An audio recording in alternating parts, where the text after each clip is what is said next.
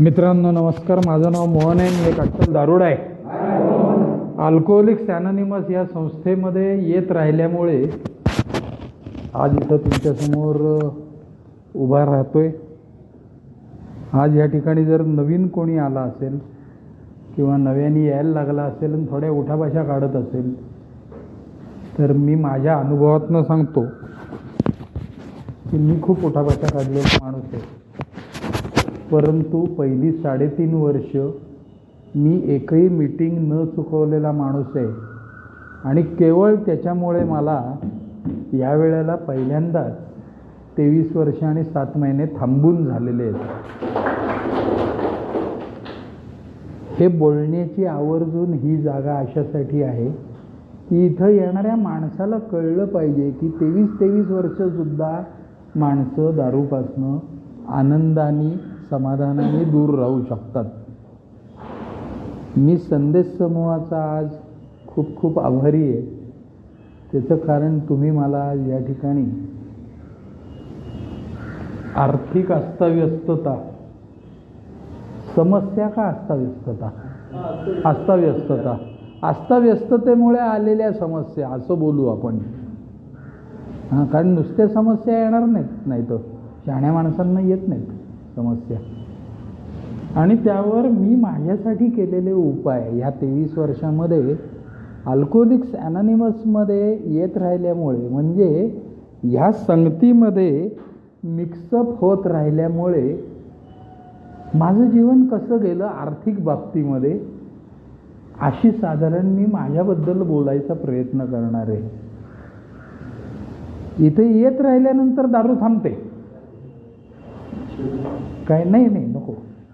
इथं येत राहिल्यानंतर दारू थांबते. ही काळ्या दगडावरची पांढरी रेघ आहे. पण पुढं काय? दारू थांबली माझी.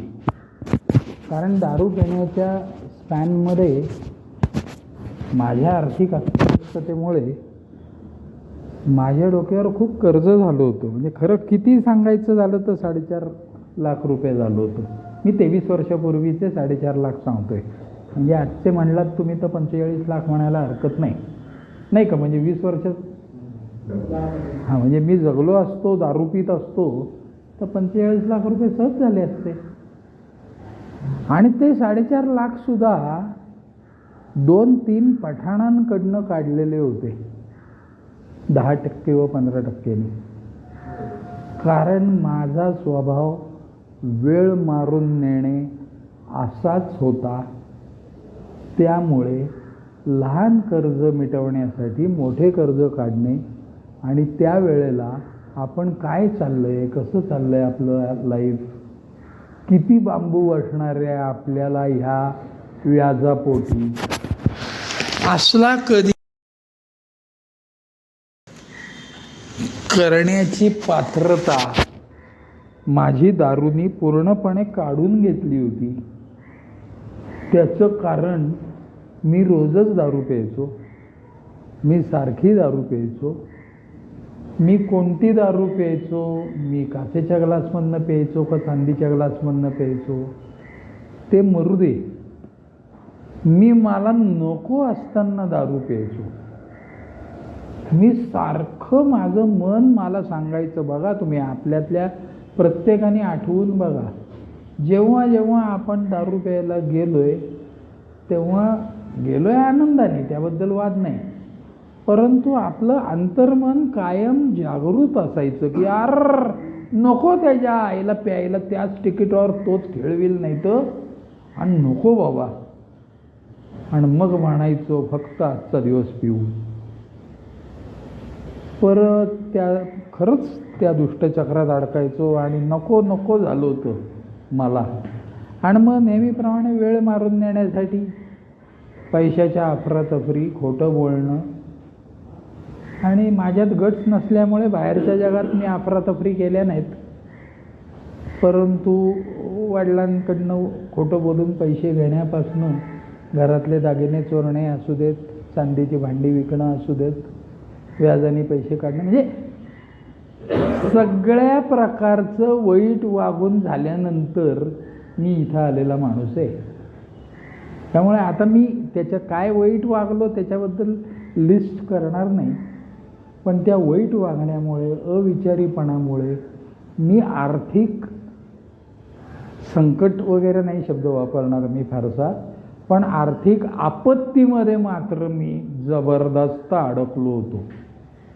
संस्थेत आलो तेव्हा खरोखरच माझ्या खिशात $2.25 होते आणि कोणीतरी सांगितलं म्हणून तो आला, म्हटला ये तिथं तुला बरं वाटेल.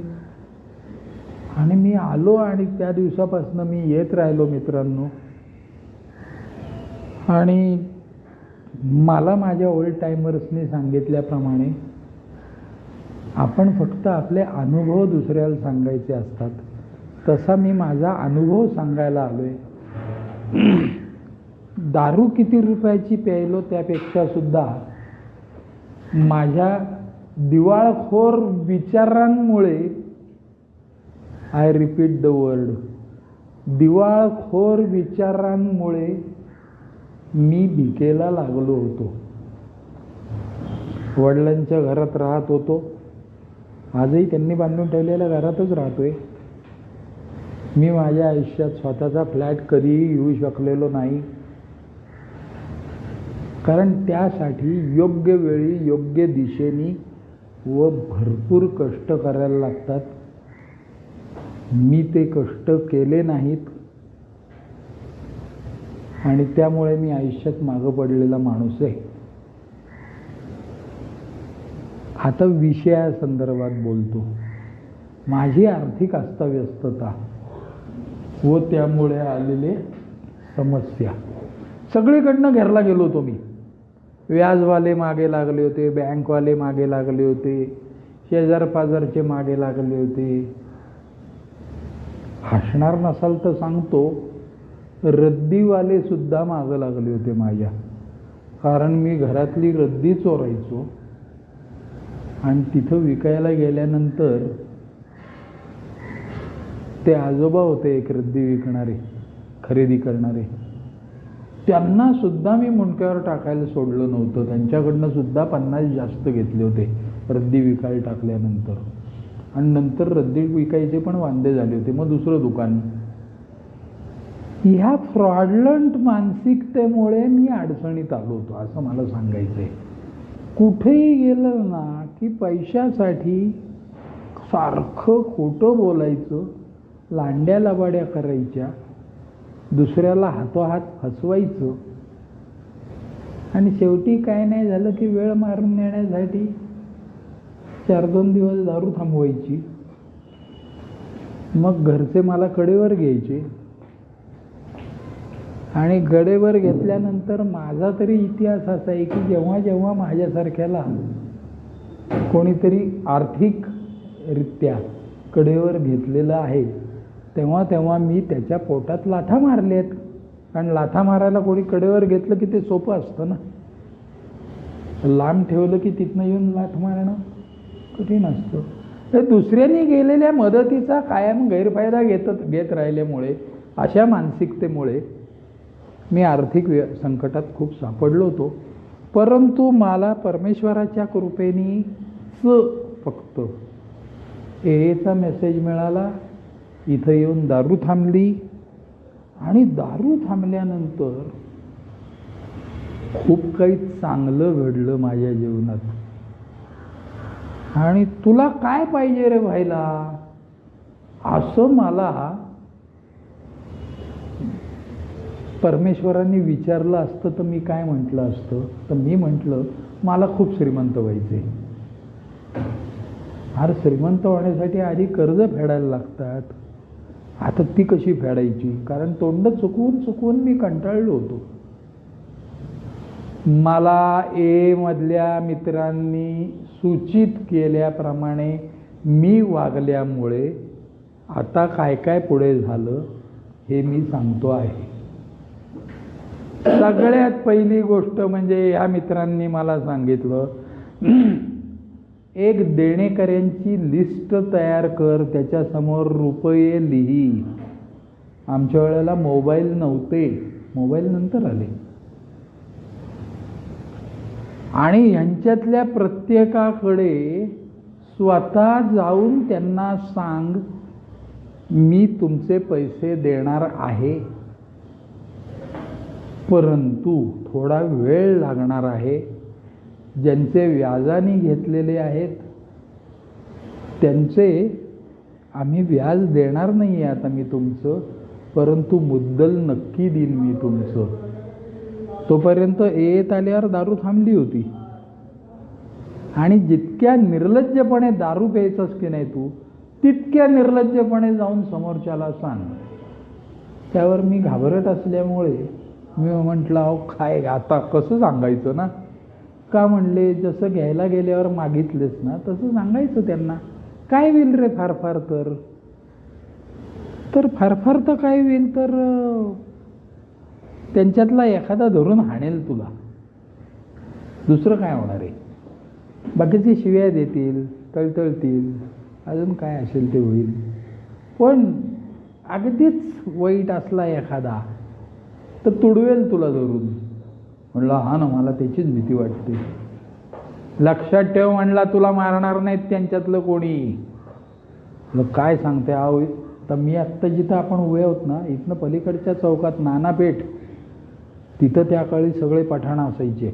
आता असतात की नाही माहीत नाही मला. म्हणजे माझं त्या पठाणांकडे कायम येणं जाणं असायचं, व्याज देण्यासाठी किंवा परत उसने पैसे घेण्यासाठी. गोष्ट अशी चालली आहे, मी या सगळ्यांकडे गेलो आणि त्यांना न पिताच गेलो. म्हणजे थांबलो होतो मी, थांबल्यानंतरचं सांगतोय मी हे आता. म्हणजे बेसिक क्रायटेरिया, जर तुम्हाला आर्थिक समस्यांमधनं बाहेर पडायचं असेल तर दारू थांबलेली असली पाहिजे तरच. अदरवाईज ते काय आहे माहिती आहे का, त्या पिंपाचा नळ ओपन ठेवण्यासारखं आहे. तुम्ही कितीही वरनं त्या पिंपामध्ये पातेली होता, पाणी वाहूनच जाणार. किती दारू पित असेल मी तर कितीही पैसे कमवले ना, नाही तुम्हाला पुरणार, साठणारच नाहीत. त्या पिंपाच्या तोटीतनं पाणी निघून जाते म्हटल्यावर त्या पिंपात साठणार कसं पाणी. अल्कोहोलिक्स अनॉनिमसमध्ये आलो, दारू थांबली म्हणजे त्या पिंपाची तोटी बंद झाली. आणि मग हळूहळू पाणी साठण्याच्या पूर्वीची गोष्ट मी सांगतोय माझ्या मानसिकतेबद्दल. मी या सगळ्यांकडे गेलो, त्यांना सांगितलं अतिशय मृदू स्वरात, आणि माझी गोष्ट सांगितली त्यांना. असं असं झालं, मी असा दारूमध्ये फसलो होतो आणि त्यामुळे मी तुमचे पैसे देऊ शकलो नाही. आणि तुम्हाला सांगू का, जगात खूपच चांगली लोक नक्की असतात, माझ्यापेक्षा तर नक्कीच चांगले असतात. कारण ह्यांच्यातल्या 85% लोकांनी मला सांगितलं, काय काळजी करू नको रे, तू देणार आहे ना पैसे, दे अरे, पण तू आता परत त्या मार्गाला जाऊ नको. 2-4 लोक असेही भेटले, मग आमच्या व्याजाचं काय. म्हटलं व्याज मी नाही देऊ शकणार, उगाच मी नंतर देईन, मग जमलं तर बघू वगैरे असल्या कमिटमेंट द्यायच्या नाहीत. कारण आत्तापर्यंत खोटं बोलत असल्यामुळेच केवळ ही परिस्थिती माझ्यावर आलेली आहे, याची जाणीव मला एच्या मीटिंग करत राहिल्यावर आली होती. आणि मी निर्भीडपणाने जाऊन या सगळ्यांना सांगितलं आणि ह्या सगळ्यांनी मला सावरलं. आणि पुढच्या 2.5-3 वर्षामध्ये दारू नाही प्यायला की पैसे खूप मिळतात हो. दारू नाही प्यायलं ना की पैसे लय मिळतात. तुम्हाला सांगतो मी, पैसे मिळवणं हा प्रॉब्लेमच नाही आहे, नक्की नाही आहे. कारण प्रत्येक अल्कोहोलिक हा वर्कोहोलिकच असतो. आपण कामाला राक्षस असतो, राक्षसासारखं काम करत सुटतो आणि धो पैसे येतात. फक्त आपल्याला पाहिजेत तेवढे येत नाहीत. सुरुवातीला जितका तू खाली आला होता ना, ते चेंडूसारखं पाण्याच्या बादलीत तू चेंडू जितका खाली जाशील ना, तितक्या जोरात उसळी मारून वर येतो.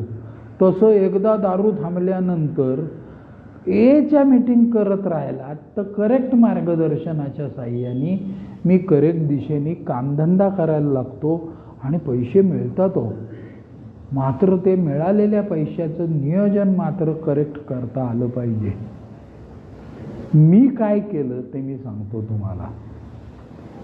हे सगळं जे मी बोलतोय ना ते अल्कोहोलिक्स ॲनॉनिमसच्या मीटिंग्समध्ये बसून ऐकलेलं फक्त रेसिप्रोकेट करतोय बरं का मी.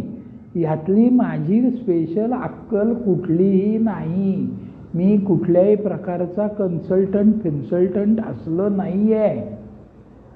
मी विनाश झाला होता माझा आयुष्यामध्ये अस्ताव्यस्ततेमुळे आणि त्यातनं परत नीट उभा राहायला कोणत्या गोष्टी मला उपयोगी पडल्या ह्या संगतीत आल्यामुळे ते आता मी बोलायचा प्रयत्न करणार आहे. एकदा माझी दारू थांबली, एकदा पैसे मिळायला लागल्यावर सगळ्यात अगोदर विचार कसा करायचा काय होते तुम्हाला सांगतो. माझ्यासारख्याच्या आयुष्याची वाताहात पूर्णपणे लागली किंवा मी पूर्णपणे सावरला गेलो व बऱ्याच प्रमाणात आयुष्यात मी आर्थिकबद्दल बोलतोय आज फक्त, बाकी काही बोलत नाही आहे. फ्लरिश कसा झालो किंवा टेक ऑफ कसा घेतला ह्या सगळ्या गोष्टींच्या मुळाशी माझ्या मनात असलेले वेळोवेळी बदलत जाणारे विचार कारणीभूत असतात. पटतंय का? लॉजिकल बोलतोय का मी? आहे माझ्या मनात जसे विचार येतात त्याप्रमाणे माझी कृती होते आणि माझी कृती जशी होते त्याप्रमाणे मला माझा फळ मिळतं. मला एकदा कळलं की त्या कामावरती वेळेवर जायचं असतं आणि मी वेळेवर जायला लागलो की माझा इन्सेंटिव्ह कट होत नाही, म्हणजेच माझं इन्कम वाढतं. हे जसं साधं उदाहरण आहे ना, त्यासाठी मला माझ्या मनात असलेल्या विचारांवरती नियंत्रण काही नसतं माझं. पण एक अतिशय महत्त्वाची गोष्ट माझ्या लक्षात आली ती म्हणजे मी ज्या संगतीत असतो ना त्याप्रमाणे माझे विचार असतात आणि माझे जसे विचार असतात त्या विचारांना मी आपोआप कृतीची जोड देतो माझ्या स्वप्नपूर्तीसाठी आणि मग माझं जीवन उत्कृष्टरित्या व्यवस्थित चालायला लागतं. लगेच 15 दिवसात, महिन्यात, 6 महिन्यात, 2 वर्षात सगळी स्वप्न पूर्ण होत नाहीत. त्यासाठी तुला क्या खाना दम खाना करावं लागतं. सुरुवातीच्या काळात तुम्हाला पेशन्सच लागतात आणि आजही मला पेशन्सच लागतात. पेशन्स खूप काम करतात. मला मध्ये आल्यानंतर काय नेमकं ऐकायला मिळालं ज्याच्यामुळे मी ह्या आर्थिक आपत्तीमधनं पूर्णपणे बाहेर येऊन आता हळूहळू टेक ऑफ घेतला आहे आणि मी आनंदी आहे, मी समाधानी आहे, माझं छान चाललं आहे. अगदी जाहीररित्या माझं छान चाललं आहे असं सांगण्या एवढं माझं छान चाललेलं आहे तुम्हाला सांगतो. जर मी खिशात ₹2.25 घेऊन आलेला माणूस आहे हे विसरलो नाही तर, आणि ते न विसरण्यासाठी मला अल्कोहोलिक्स ॲनॉनिमसची मीटिंग करायला लागते. मित्रांनो, मध्ये आल्यानंतर मी जेव्हा या मित्रांच्या रममाण झालो, यांच्यातला एक होऊन राहिलो आणि ह्यांचे वेळोवेळी विचार ऐकल्यानंतर माझ्या काय लक्षात आलं ते बोलतो आता मी. मला माझ्या रिस्पॉन्सिबिलिटीज आणि लायबिलिटीज कळल्या पाहिजेत. रिस्पॉन्सिबिलिटीज म्हणजे माझ्या जबाबदाऱ्या. डे टू डे लाईफमध्ये मला काय कोणकोणत्या गोष्टींना मी जबाबदार आहे, माझ्या गरजा काय असतात, माझ्या मागण्या काय असतात. आत्ताच आपला भाऊ बोलत होता की आयला आता वाटतं राव, त्यावेळेला उगाच त्याच्या 1300 रुपयाची अमुक एक वस्तू घेतली. ए मध्ये येत राहिल्यानंतर माझ्या गरजा कोणत्या आहेत आणि माझ्या मागण्या कोणत्या आहेत हे मला समजायला लागतं. मला तर कान ओढून माझ्या ओल्ड टायमरने सांगितलं होतं, जरा कडकच ते सगळे बोलायला, किंवा माझं वागणं जरा तसं कडक बोलल्याशिवाय मला समजत नाही. त्यांनी सांगितलं तर भाड्या 1 रुपया जरी खर्च करायचा असला ना ह्याच्या पुढे तुला, तरी आत्ता याची गरज आहे का हे आपलं आता चला चाललंय आपलं. कारण मी बाजारात गेल्यानंतर 12 शर्ट खरेदी करणारा वेडा माणूस आहे. केवळ पैशाचा माज म्हणण्यापेक्षा सुद्धा अस्तव्यस्तता. जरूर आहे का रे आत्ता 12 शर्ट खरेदी करायची, हा विचारच कधी मनात आला नाही. आणि त्या विचाराने मला भिकेला लावलं होतं. विचार काय डोक्यात, मारू दे रे त्याच्या आईला, लाट मारीन तिथं पाणी काढीन. माझ्यासारख्याच काही झालं की लाट मारीन तिथं पाणी काढीन. इथं येऊन बसल्यानंतर कळलं, अरे लाथा मारून पाणी निघत नाही. तू लाथा मारत राहिलास तर पाणी फक्त तुझ्या डोळ्यातनं निघणार आहे, आणि त्यापूर्वी तुझ्या घरच्यांच्या डोळ्यातनं निघणार आहे. तेव्हा लाथा मारणे ही भाषा बंद. हे भिकेला लागायचे विचार आहेत. मग काय म्हणजे मी सारखी दारू का प्यायचो, तर मी दारू पिणाऱ्यांच्यात जायचो म्हणून. आता मी का पित नाही, तर दारू न पिणाऱ्यांच्यात येतो म्हणून. पण नुसतं दारू पिणाऱ्यांच्यात जायचो तर म्हणून दारू फक्त प्यायचो असं नाही. माझे विचारही तसेच झाले होते. ते म्हणायचे ना, लाट मारीन तिथं पाणी काढीन, की मी चाललो दोगण्या झाडायला गाढवासारख्या. स्वतःबद्दलचे असलेली कपोलकल्पित विचार भ्रमामध्ये असायचो मी. अल्कोहोलिक्स अनॉनिमसमध्ये आल्यावर पाय हे लाथ मारण्यासाठी नसतातच मुळी. पाय हे घट्ट रोवून उभे राहण्यासाठी असतात. आणि एक एक पाऊल पुढे गेल्यानंतर स्वमदतीने, म्हणजे स्वमदत करण्याचा कार्यक्रम आहे हा. सेल्फ हेल्पचा कार्यक्रम आहे. इथं आल्यानंतर मी स्वतःला मदत करून घ्यायची, माझी प्रगती करायची आहे इतरांना मदत करता करता. आर्थिक मदतीबद्दल मी बोलत नाही आहे, वैचारिक मदतीबद्दल मी बोलतोय. एकदा मला माझ्या लायबिलिटीज काय आहेत आणि रिस्पॉन्सिबिलिटीज काय आहेत हे कळल्यावर action is the magic word. पुढं राहिलंच काय मुळे, कृती. कार्यक्रम कृतीचा आहे असं म्हणतो ना आपण नेहमी. म्हणजे मोहन तू बोलतो कसा त्यापेक्षा तू वागतो कसा ह्याच्यावर तुला रिझल्ट्स मिळणार आहेत.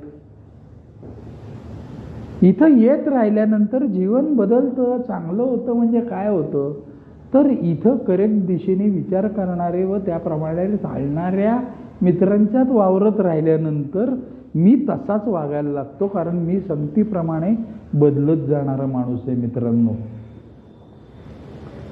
मला लायबिलिटीज आणि रिस्पॉन्सिबिलिटीजबद्दल बोलतोय मी. माझ्या गरजा काय आहेत, माझ्या मागण्या काय आहेत हे एकदा डिफाईन करता यायला लागलं की दर महिन्याला ठराविक तारखेला घरात पैसे द्यायचे असतात. मी द्यायला लागलो मित्रांनो. त्यामुळे माझं कौटुंबिक जीवन बऱ्याच प्रमाणात शांतता निर्माण झाली, कारण त्यांच्या दृष्टीने मी अनप्रेडिक्टेबल माणूस होतो. 812,000 रुपये दिले ना की दे ग जरा 200 रुपये असं म्हणायचो राव मी. कारण देताना ही अक्कलच नाही ना मला आपल्या खिशात 500 आहेत की नाही बघायचे. रोग भावनांना मला भावना हाताळता येत नाहीत हा आजार आहे. म्हणजे मी समोरच्याला देताना फार कमरेचं सोडून देतो, म्हणजेच नियोजनबद्ध वागणं नाही.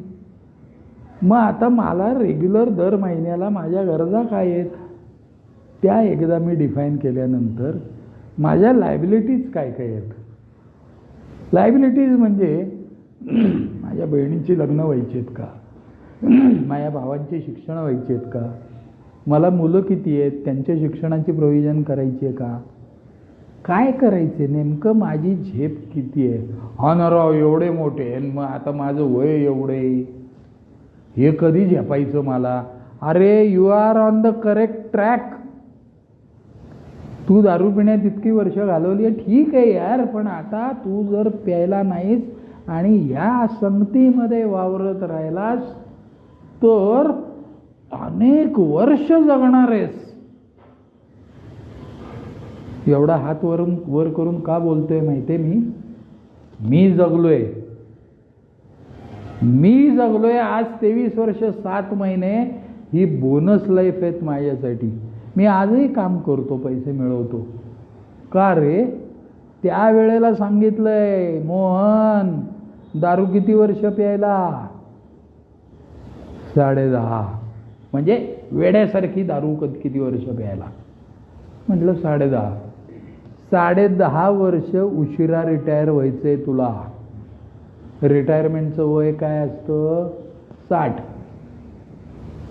म्हणजे 70.5 वर्षाचं होईपर्यंत तू रिटायर व्हायचं नाही असं ह्या संगतीने मला शिकवलं. आणि मी करतो बाबा काम करण्यात काय लाज आहे, पैसे मिळवायलाच पाहिजेत माणसानी. हे एकदा लायबिलिटीज आणि रिस्पॉन्सिबिलिटीज लक्षात आल्यावर मला माझ्या ओल्ड टायमर्सनी लिहून काढायला सांगितलं. List of liabilities, list of responsibilities आहे बरं का माझ्याकडे अजून त्या वेळेला लिहिलेलं. आणि ज्या गोष्टी पूर्ण झाल्यात त्याच्यावरती खोडलेलं पण आहे मी. हे एकदा झाल्यानंतर ते फार सोपं आहे हो. काय माहिती आहे का, आपल्या गरजा अगदी कमी असतात. दारू थांबल्यानंतर अन्न वस्त्र निवारा 3च गोष्टी असतात. आपल्यासारखेचे घरचे लोक आपल्यावर खरं सांगायचं ना तर मनापासून खूप प्रेम करत असतात. त्यांच्या गरजा कमी असतात, त्यांच्या मागण्याही अगदी कमी असतात. त्यांचं काय म्हणणं असतं, ठराविक तारखेला तू ठराविक पैसे देत जा आम्हाला, वेळेवर जेवायला येत जा आमच्या, दारू पिऊ नको आणि तुला जमतील तसतसे पैसे कमवत राहा की तूच आहेस बाबा आमच्या म्हातारपणाची तुझ्या म्हातारपणाची काळजी घेणारा. आणि ते सोपं आहे, ते अगदी सोपं आहे. तुम्हाला सांगतो जबाबदाऱ्या व म्हणजे रिस्पॉन्सिबिलिटीज आणि हे पार पाडणं अगदी सोपं आहे. पुढचा भाग येतो आमच्याकडं तो म्हणजे फ्युचरची काळजी घेणे. माझं पुढं कसं होणार, सगळ्यात मोठा आवासून माझ्यासमोर उभा असलेला प्रश्न म्हणजे माझं पुढं कसं होणार. त्याचं ॲप्रोप्रिएट शब्दामध्ये मला सापडलेलं उत्तर तू जसं होऊ देशील तसं होणार. हीच ती वेळ आहे तू कसं होऊ देणार आहेस याच्या पुढच्या आयुष्यात. म्हणजे फ्युचरची काळजी घेण्याची जबाबदारी आता तुझीच आहे. कारण मी तर नोकरी पण केली, साईड बिझनेस पण केला, मी पैसे मिळवले, पण हे सगळे धंदे पैसे मिळवणं, बाजूला टाकणं, बायको हसली पाहिजे, पोरं हसली पाहिजेत, घराला रंग दिला पाहिजे, विकलेले दागिने सगळे परत आले पाहिजेत, हे सगळं करण्याचा पाया, मी वैचारिक पायाबद्दल बोलतोय. हा 7:30 ते 9 म्हणजे आपले काय 7:15 ते 8:45 मीटिंग जी असते त्या मीटिंगच्या बळावरती तो पाया निर्माण होतो व टिकतो. मला फ्युचरची फारच काळजी होती. कर्ज फिटली, थँक्यू. अजून काय, घर हसायला लागलं, थँक्यू. शिक्षण झालं मुलाचं, थँक्यू. पुढं काय, म्हातारपण कसं जाणार बेट्या तुझं? बायकोच्या भाषेत सांगायचं झालं तर दाताच्या कण्या झाल्या माझ्या तुम्हाला सांगून सांगून पैसे बाजूला टाका म्हणून. त्यावेळेला तुम्हाला अक्कल नाही आली. आता बघा जमलं तर. मी आता अशा संगतीत आहे की जिथं साठलेल्या पैशाचं महत्त्व मला इथले लोक त्यांच्या कृतीतनं दाखवून देतात. याचा अर्थ इथे असलेले 4 श्रीमंत लोक माज करतात असं मला सांगायचं नाही आहे. पैशाची ऊब ही सगळ्यात महत्त्वाची ऊब असते मित्रांनो. जसं कुटुंबाची ऊब ही सगळ्यात महत्त्वाची असते की नाही, तसं पैशाच्या उभेची कंपॅरिझन होऊच शकत नाही. सेन्स ऑफ बिलॉंगिंग जे असतं की नाही ते फार महत्त्वाचं आहे आयुष्यामध्ये. आता माझे तर काही इन्कम एवढं नाही, वा काढले पैसे आणि काहीतरी गेलं आणि एवढ्या करून टाकल्या दफा दफा दफा दफा दफा. इथंच बसून ऐकलं ना तू, थेंबे थेंबे तळे साचे. कुठे थेंब? अरे हे काय पाऊस पडतोय तुझ्याकडं. रोजचे रोज पैसे येत आहेत, रोज महिन्याच्या महिन्याला पैसे येत आहेत. त्यातला फारच थोडा भाग खर्चीला जातोय. मग उरलेला कुठं जातोय? आहेत की बँकेत.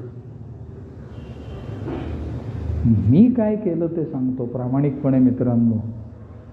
इथल्या लोकांनी मला सुचवल्याप्रमाणे एक लिमिटेड पैसे खिशात ठेवायला लागलो. लिमिटेड पैसे मी घरात ठेवायला लागलो. किती ठेवायचे ते ज्याचं त्यांनी ठरवायचं. पण त्याच्यावरती जेवढे पैसे असतील ना तेवढ्या सगळ्याची त्या महाराष्ट्र बँकेत जाऊन एफडी करायचो मी. कित्येक दिवस एफडीच केली नाही मी, कारण नसायचेच पैसे. पण जेव्हा यायचे तेव्हा अगदी 1000 रुपयाच्या एफडीपासनं सुद्धा 1000, 1500, 1280. ते बँकवाले ते पैसेच घ्यायला बसलेत. त्यांना सांगितलं मला 1260 रुपयाची करायची एफडी. तो काय नाही म्हणणार आहे का? माझंच उगीच 1260ची काय करायची आहे, 2000 जमले की करू की. अरे मेल्या, आत्ताचा दिवस महत्वाचा आहे. त्या 1260चं आजचं व्याज जाणार आहे. असं करत करत त्यावेळेला हे ॲप वगैरे नव्हते, साधे मोबाईल आलेले होते. म्हणजे काय म्हणायचं त्याला, हे ॲपवाले नव्हते मोबाईल. पण मी मारायचो बाबा बँकेत खट्या. आणि बायको म्हणली, अहो वेडे आहात का तुम्ही, इतक्या लहान लहान एवढ्या करताय. आणि तिच्या दृष्टीने तिच्या बापाने ठेवलेले पैसे म्हणजे 50,000, 80,000, लाख. त्यांनी आयुष्यभर व्यसन नाही केलं, ते भिकेला लागले नाहीत. त्यांनी आयुष्यभर पैसे मिळवले आणि जपून ठेवले. तिच्या डोळ्यासमोर एवढी ही 15,000, 25,000 अशी असते. हे काय 1260 रुपयाची, 1284 रुपयाची एवढी करतो बेटे.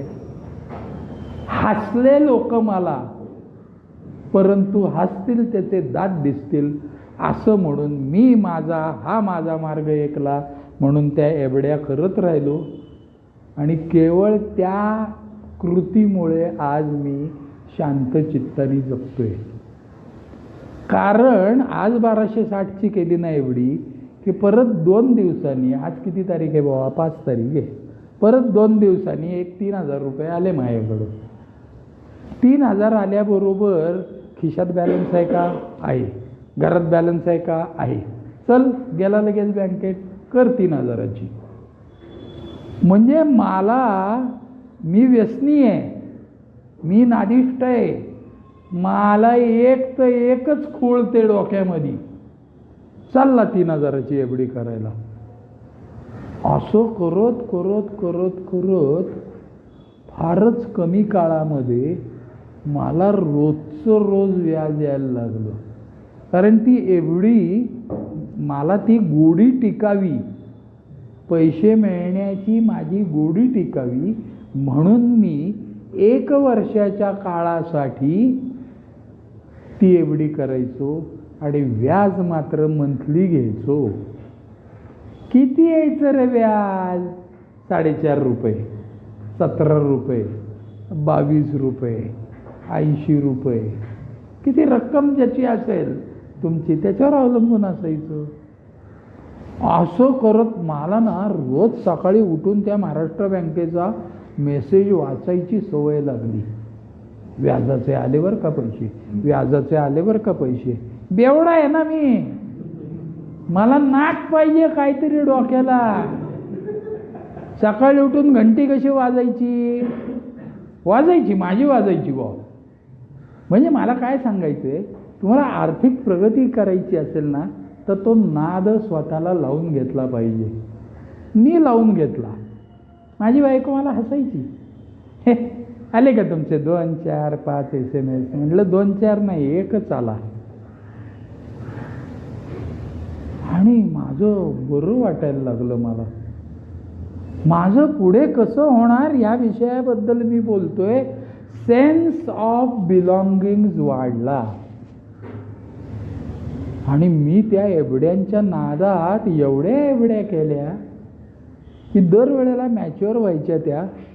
आणि मग त्याचं साईज दरवेळी 200-500 रुपये त्याच्यात वाढ करून परत नवी एफडी करून मोकळं व्हायचं. कमवलेल्या बाजूला टाकलेल्या पैशाला परत प्रकाश दिसता कामा नये. ती परत रिन्यू करायची. 500 रुपये, 1000 रुपये काय असेल ते ॲड करून. आता भाषा बदलली बरं का माझी. 500 रुपये, 1000 रुपये बोलायला लागलो. 50 नव्हते दिवसाला इन्कम माझं, आता 500-1000. कारण काळ गेला मध्ये, पैसे मिळायला लागले आणि काही न करताही व्याजाचे पैसे येत आहेत म्हणल्यानंतर खुशच ना मी. आणि मग पुढे हळूहळू मला माझं पुढे कसं होणार याची चिंता कमी होत गेली.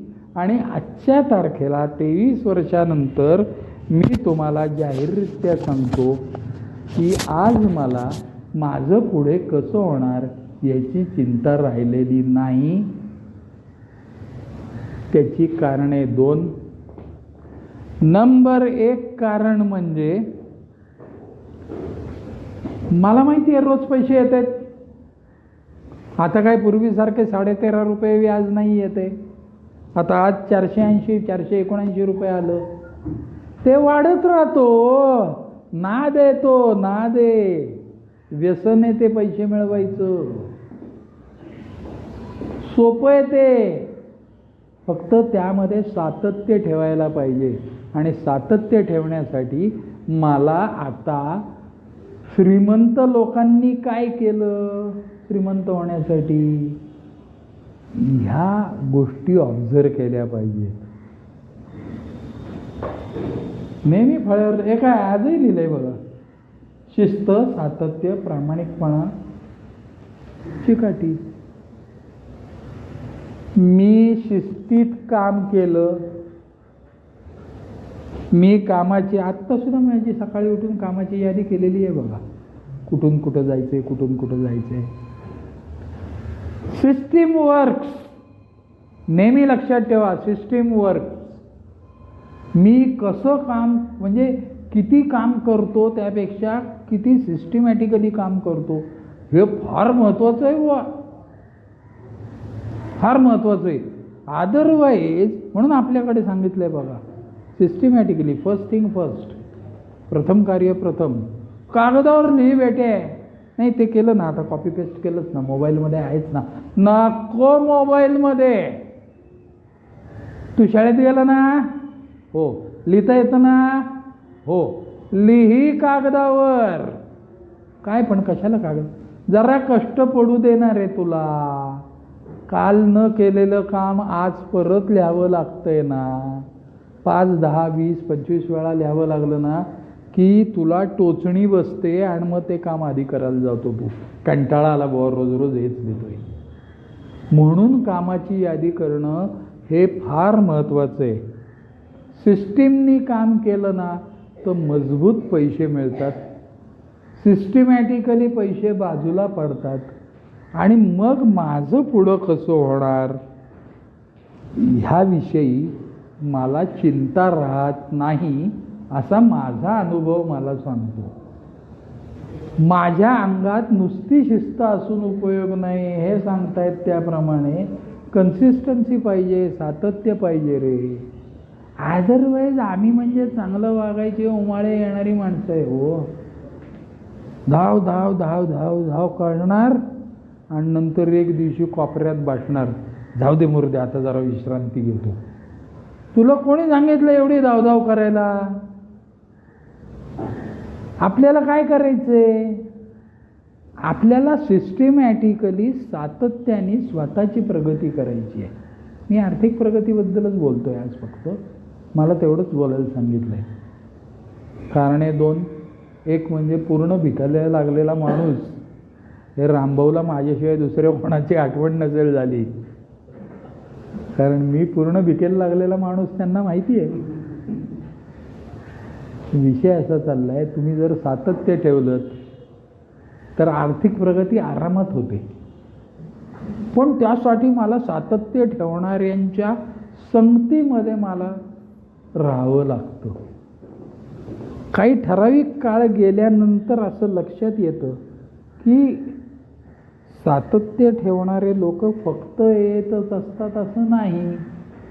बाहेरच्या जगात सुद्धा खूप चांगले यशस्वी झालेली माणसं असतात. त्यांच्याही संगतीमध्ये मला गेलं पाहिजे. मी त्यांच्याही म्हणतोय बरं का, म्हणजे याच्या संगतीत राहून मी इतरांच्या संगतीत जायचं असं बोलतोय. काही वर्षानंतर काही रोज मीटिंग करायची नसते. मी काय रोज करत नाही मीटिंग, पण मी 8 दिवसात नका होईना एक मीटिंग नक्की करतो. का करतो? आता काय 23 वर्षानंतर मी दारू पिणार आहे का? तर मी सांगतो तुम्हाला, मी नाही दारू पिणार आहे. पण इतर जे बेनिफिट्स आहेत ते बेनिफिट्स मला अजून खूप मिळायचे आहेत. ते बेनिफिट्स मिळालेल्या किंवा मिळवू इच्छित असलेल्या मंडळींच्यात मला वावरलं पाहिजे, म्हणून मी याची मीटिंग आजही करतो. अजून एक चांगली गोष्ट तुम्हाला सांगतो मित्रांनो, याची मीटिंग करत राहिल्यानंतर बँकेचे व्याज जसं रोजचं रोज SMS आपल्याला कळतं, हे जसं सत्य आहे, म्हणजेच सेन्स ऑफ रिस्पॉन्सिबिलिटी जशी इथं आल्यावर येते तसं रिलायबिलिटी पण येते.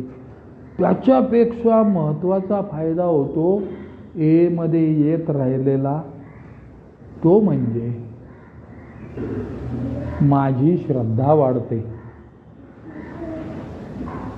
आता माझं वाईट काहीही होणार नाही आहे हा विचार मनात यायला, तो पक्का व्हायला व सातत्याने रुजून राहायला मला याची मीटिंग करणं अत्यंत गरजेचं आहे.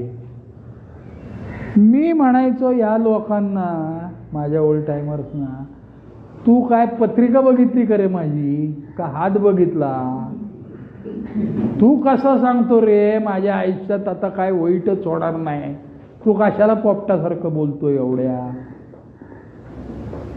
सगळं माझं बोलून झाल्यावर त्याने माझ्या खांद्यावर हात ठेवला आणि मला म्हणला, काय वाईट व्हायचं राहिलं होतं रे इथं येण्यापूर्वी? हा बरोबर आहे ना? तुम्ही विचार करा राव स्वतःबद्दल. रामभाऊ मनापासून हसले बघा. काय वाईट व्हायचं राहिलं होतं रे आपल्या आयुष्यात? विचार करा ना तुम्ही. अहो सगळ्या दृष्टीने वाताहत झाली होती. मग आता काय वातात व्हायची राहिली आहे, म्हणजेच चांगलं होणार आहे. लॉजिकल बोलतोय की नाही मी, सांगा तुम्ही मला. मी बोलवच्चनगिरी करत नाहीये. काय अजून काय वाईट व्हायचं राहिलं होतं, सगळं झालं बुवा. हे ज्याचं त्यांनी ठरवा बरं का, झालं की नाही. आणि आता जर व्हायचं राहिलं नाहीये तर याचा दुसरा अर्थ आता सगळं चांगलंच होणार आहे. नक्की चांगलं होतं बरं काढी. ही चांगलं वाईट जी भांगड आहे की नाही वाटण्याची, हे माझं पूर्वी किती वाईट झालं होतं हे जोपर्यंत माझ्या लक्षात आहे ना, तोपर्यंतच आत्ता माझं चांगलं चाललंय हा विचार मनात टिकतो. आणि माझी किती वाट लागली होती हे न विसरण्याची जागा अल्कोहोलिक्स अनॉनिमसची मीटिंग. इथं आल्यानंतर श्रद्धा तर नक्की वाढते. ए मध्ये येण्यापूर्वी श्रद्धा हा शब्द ऐकला की मला तरी श्रद्धा म्हणजे पुरीचं नाव किंवा जंगली महाराजाला असलेलं लॉज, एवढ्या दोनच गोष्टी माहीत होत्या. कारण श्रद्धा विश्वास हे कधी म्हणजे आचरणात आलं नव्हतं आलं माझ्या आचरणात. इथं आल्यानंतर, आणि अंधश्रद्धेबद्दल बोलत नाही आहे मी अंधश्रद्धेबद्दल बोलत नाही आहे, मी कुठल्याही एका पर्टिक्युलर देवाबद्दल बोलत नाही आहे.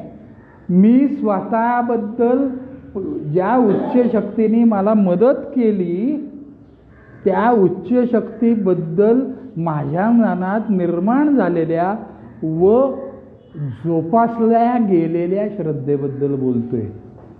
माझं तर तुम्हाला जाहीररित्या सांगतो बुवा, या 23 वर्षामध्ये माझं काहीही वाईट झालं नाही. हार्ट अटॅक नाही का येऊन गेले. आत्ता 1 वर्षापूर्वी बायपास झाली माझी, नाही का झाली? हो झाली. मग संकट नाही का आलं की. पण त्या संकटाकडे बघण्याचा माझा दृष्टिकोन जो होता ना, त्या दृष्टिकोनामुळे मला ते संकट वाटलं नाही. कारण इथं आल्यानंतर ईश्वर कृपेनी म्हणा, अजून काय इतर आमच्या ओल्ड टायमर्सच्या संगतीमुळे म्हणा,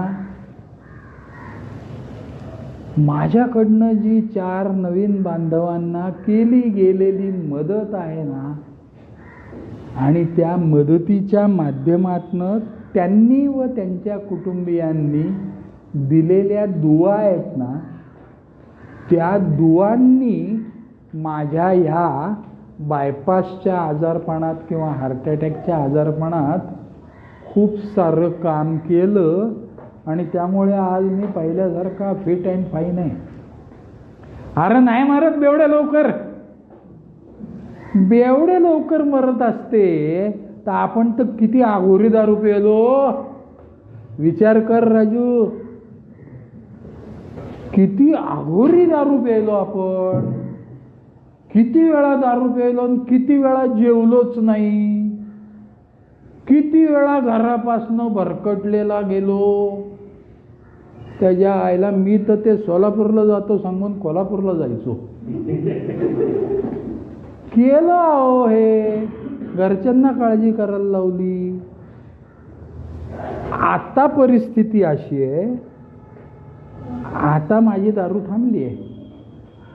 ती 23 वर्ष असू दे किंवा 23 महिने असू दे किंवा 23 दिवस असू दे किंवा 23 तास असू दे. फार महत्वाचं बोलतोय मी माझ्यासाठी. तुझी किती काळ दारू थांबते मरू दे, आता तू स्वतःची काळजी घ्यायला समर्थ आहेस. मी फक्त आर्थिक काळजीबद्दल बोलत नाहीये. आर्थिक काळजी घेणं अगदीच सोपं आहे हो. जसं पैसे मिळवणं हा प्रॉब्लेम नाही आहे, पैसे टिकवणं हा प्रॉब्लेम आहे, तसं या संगतीत येत राहिल्यानंतर पैशाचं महत्त्व कळतं. पैसे बाजूला पडायला लागतात. पुढे कसं होणार याची चिंता राहत नाही. आय रिपीट द वर्ड, चिंता राहत नाही. याचा अर्थ चलो ऐश करेंगे असं नाही होत.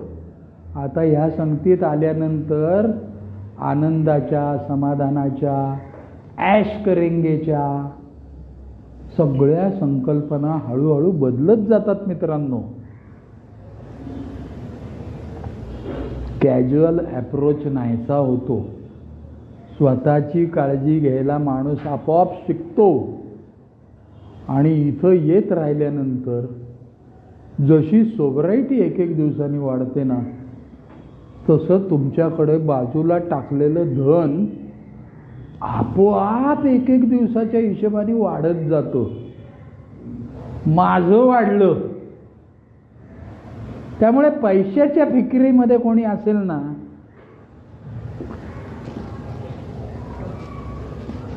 तर त्यांनी फिकीर करू नका. अरे फिकीर तो फकीर को होती है. आपण येत आलोय याचा अर्थ परमेश्वराने आपल्याला दत्तक घेतलेलं आहे. मी खरं सांगतो. आणि मग एकदा आता त्यांनी दत्तक घेतलंय म्हणल्यावर त्याची जबाबदारी आहे रे. मी श्रद्धेबद्दल बोलतोय. त्याची जबाबदारी आहे माझ्या मृत्यूपर्यंत त्यांनी मला कसं सांभाळायचं याची. आणि आपण परत मग काही झालं तर परत तेच उत्तर. काय होणार रे वाईटात वाईट? नाही होणार. अरे वाईट नाही होत. मी तरी 23 वर्षामध्ये मी एकही माणूस असा बघितला नाही समाजात की ज्याचं, समाजात म्हणजे माझा समाज हा ए बांधवांचा समाज आहे बरं का. मी एच्या मीटिंग करत राहतोय, या माहोलमध्ये राहतोय, सिस्टमॅटिकली हे म्हणताय तिथं लिहिलंय त्याप्रमाणे प्रामाणिकपणाने स्वतःशी प्रामाणिक राहून, छाछुगिरी न करून, रोज रात्री 10वी पायरी बघून आज आपला दिवस कसा गेला, आज आपण काय केलं, आज आपण कोणाशी बोललो, काय बोललो, कसं बोललो, काही चुकलं का, आज मी पैसे किती बाजूला टाकले. माझ्याकडे माझे 9 प्रश्न लिहिलेले आहेत वेळेवर. मी ते आजही रोज वाचतो झोपायच्या आधी. म्हणजे मग मला माझं जीवन मॉनिटर करता येतं मित्रांनो. माझ्या अंगात सातत्य नाही म्हणजे काय. आज मला लवकर झोप आली, मी नाही वाचणार ते. उठ ते वाच आधी मग झोप, असं स्वतःचं स्वतःला सांगता आलं पाहिजे. आणि ते प्रॅक्टिसनी येतं. ही प्रॅक्टिसनी येतं. पाण्यात पडल्याशिवाय जसं पोहता येत नाही ना, हेच्या मीटिंग केल्याशिवाय जसं दारूपासून लांब राहता येत नाही ना, तसं पैसे कमवायला लागल्यावर, मिळवायला लागल्यावर, बाजूला टाकल्यानंतर त्यातनं मिळणारा आनंद, येणारी शाश्वतता, हे केल्याशिवाय येणार नाही मित्रांनो. पण हा तो मार्ग आहे. या 10 पायऱ्या, 12 पायऱ्या, 12 पायऱ्या, 12 पायऱ्या हे जे बोलतायत ना सगळे, हा ए वे ऑफ लाईफ आहे. हे लिटरेचर म्हणजे त्याप्रमाणे आम्हाला वागायचं आहे. मी दारूबद्दल फादवलता आहे हे झालं पहिल्या पायरीत. पुढं काय, माझं जीवन सोपवून दिलं म्हणजे काय केलं नाही, आता तो बघेल मी निवांत आहे असं नाही. अरे ऊपर वाले की आवाज सुनने का प्रयत्न करो. चुकीचं वागलाच बेट्या तर ऊपर वाले की लाठी का आवाज नहीं आता है. हे जसं खरं आहे ना, तसं मी जर का ए वे ऑफ लाईफने जगलो ना, तर परमेश्वराचा आवाज, ते संकेत आपोआप समजायला लागतात. आपोआप माणूस करेक्ट दिशेने जीवनाचं मार्गक्रमणा करायला लागतो. फक्त मनामध्ये श्रद्धा पाहिजे. आणि ती श्रद्धा, आपण कसं आहे, सीइंग इज बिलिव्हिंग वाले आहे आपण. डोळ्याला जे दिसतं तेच खरं. मला जे डोळ्याला दिसतं तेच खरं. हो बाबा, मग हल्ली हे सगळे समोर माझ्या बसलेले पित नाही आहेत. हो, मध्ये आल्यावर माणसं दारू पित नाहीत. हे बसलेले सातत्य चिकाटी ठेवणारे लोक आहेत. हे मोठे झालेत आयुष्यात. मी पण तेच केलं पाहिजे. जे डोळ्याला दिसतं तेच करतो ना, कर. तुझा देव कुठला आहे दॅट इज इममटेरियल. तुझी श्रद्धा किती आहे ती फार महत्त्वाची आहे. आणि ती श्रद्धा निर्माण होण्यासाठी किती वेळ आहे अजून मला बोलायला? मला सांगा बरं का प्लीज. 5 मिनटं आहेत ना अजून? हां, नाही मला सांगितलं म्हणजे थांबतो. म्हणजे मी काय झाले, मला माझं जीवन सुधारायचं असेल तर मला मदतीची जरूर आहे. हे माझ्या बाबतीत सिद्ध झालेलं आहे. मला सुरुवातीला दारू थांबवायला मदत लागली, मला ए वालेंनी केली. या 4 गोष्टी माझ्या अंगात नव्हत्या. शिस्त, सातत्य, प्रामाणिकपणावर काय नम्रता वगैरे, त्या कुठं मी पिकअप केल्या? मी एमध्ये केल्या. श्रद्धा वाढली? हो वाढली. माझ्या अंगात सातत्य येण्यासाठी मी एका मारुतीच्या मंदिरात जायला सुरुवात केली. मी आजही जाऊन येतो. आत्ताही आपण जाऊन नाही का आलो? का रे? माझ्या अंगात सातत्य यावं म्हणून. तो मारुती किती खरा आहे, मग तो दक्षिणाभिमुख आहे का नाही? मला माझ्यात बदल करायचा आहे. व्हेरी सिम्पल ना. आणि मी बदललो. मी जे स्वप्न पाहिलं होतं आयुष्यात, ती सगळी स्वप्न माझ्या आयुष्यात आज पुरी होताना मी बघतोय. नक्की बघतोय. हे नुसतं 23 वर्ष जगलो असं नाही झालेलं. ते मी कर्तव्य पार पाडली, घरच्यांच्या जबाबदाऱ्या पार पाडल्या, अजूनही पाडतोय. म्हणजे पाडायच्याच असतात त्या. पण त्यासाठी मला बांधवांच्या माध्यमातून परमेश्वराने मदत केली असं वाक्य बोलतो मी आणि थांबतो. बोलायची संधी दिली आणि सगळ्यांनी ऐकून घेतल्याबद्दल मनापासून थँक्यू.